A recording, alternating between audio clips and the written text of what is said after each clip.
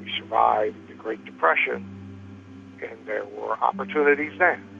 Even as 50 people were jumping off the ledge of a building, somebody else was buying the building with no money down. And, we survived that in the middle of the Civil War.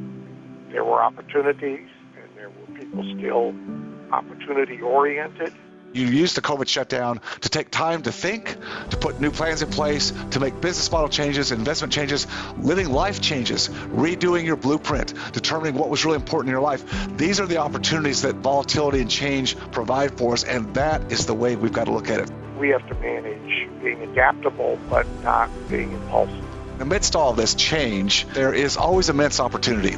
Not only for us in our own opportunity to change our business model, our wealth and investment model, our family's goals, that kind of thing, even amidst the changes that will be coming forthwith, create more chaos and more opportunities. Not everybody survives. Many small businesses will not make it. Well, it's not time to run for the hills, sell everything we've got, and bunker down. You've got to have your antenna up. You've got to be aware of what these changes are. Just because you're a hard worker, you've learned a certain way to do business that's kept you afloat to this point, doesn't mean that same pathway is going to keep you good. You've got to be willing to test different ideas and, above all, have multiple lines in the water, which is something that's very difficult for people to do because they get so entrenched in the thing that they do, and they get good at the thing they do, but that thing is vulnerable. So having multiple lines in the water where you can take participations in other types of businesses or opportunities where you don't have to be the one driving it, but who do you know that's got something going on? What kind of groups are you a part of where there's new opportunities and innovation happening amidst all this change, where you can participate and have a